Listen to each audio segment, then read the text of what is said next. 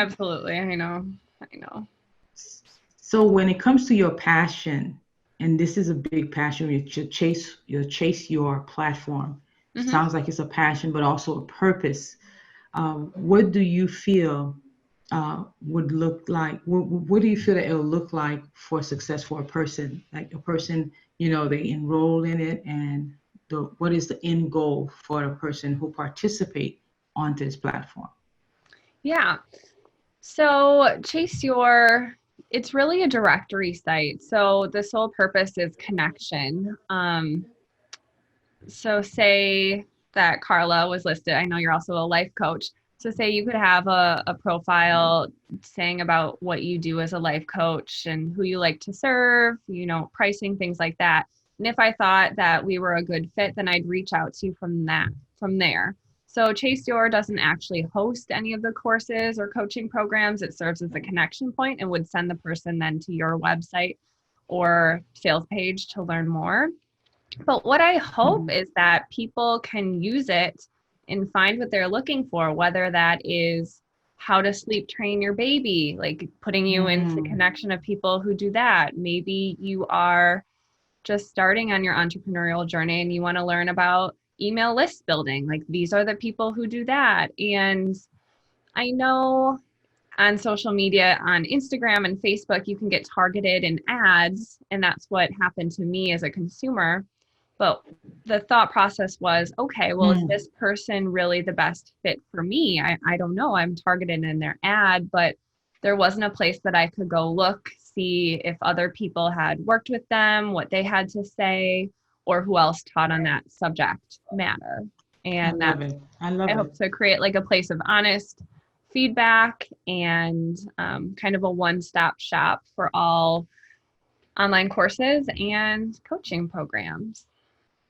And it gives you the guess, it gives you the confidence that if you're enrolling in a course that other people have had some success or really benefited from that program. So it's a great place to learn about a program from a user's perspective versus taking the option. And I'm sure by going through your platform, they're able to make those decisions even quicker, right? Which saves you time Yes, and saves you time from ensuring that you take a course that you really need to take. So that's fantastic.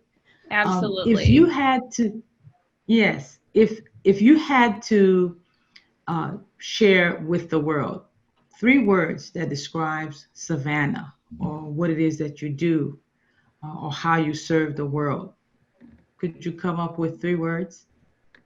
Yeah, so I think what kind of goes along with entrepreneurship. I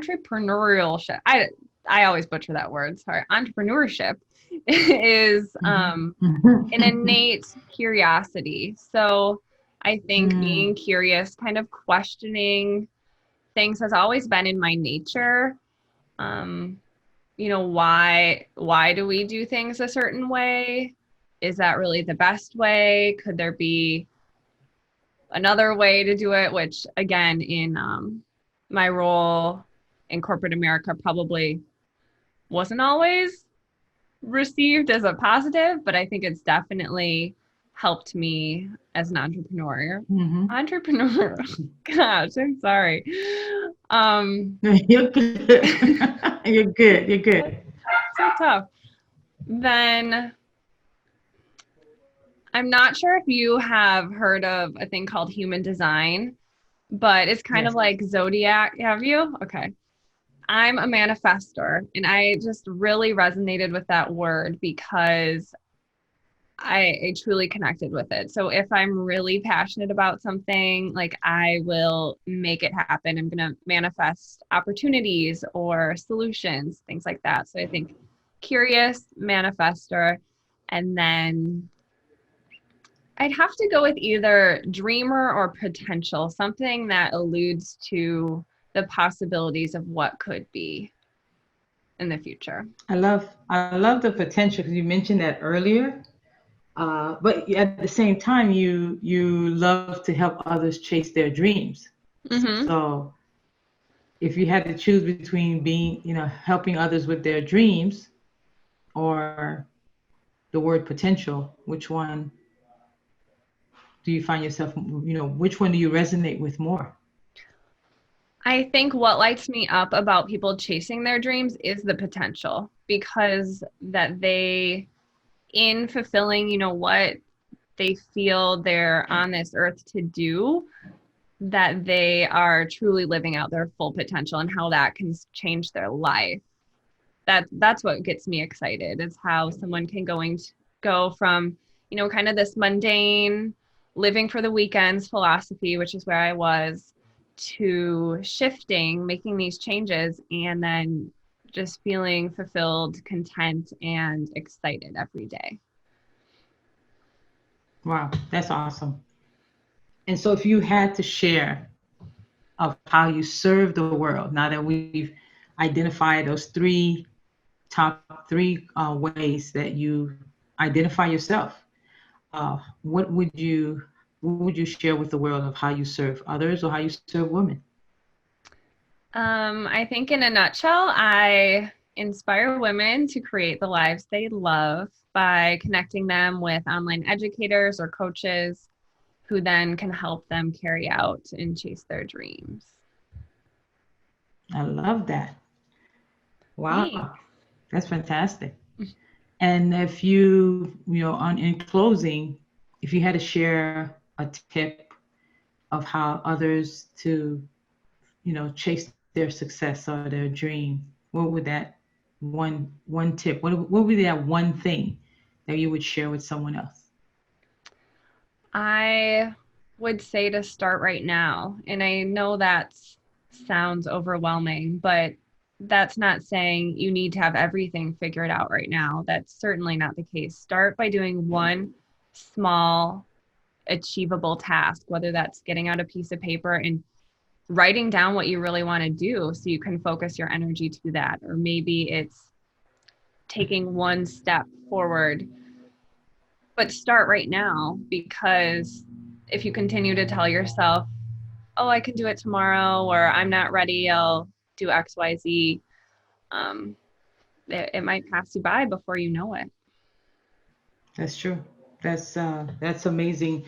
That it's important. It's really important to start, right? Is you can't Yeah. be great until you start. I know it's And tricky. I think a lot of, yes, and a lot of time we try to be perfect Been there. before we Mhm. start, right?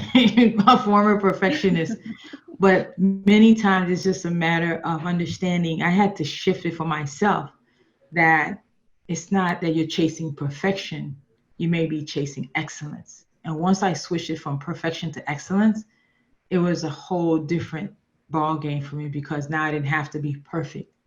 Now it was Yeah. just a matter of getting to a point where I'm satisfied with it and then move forward.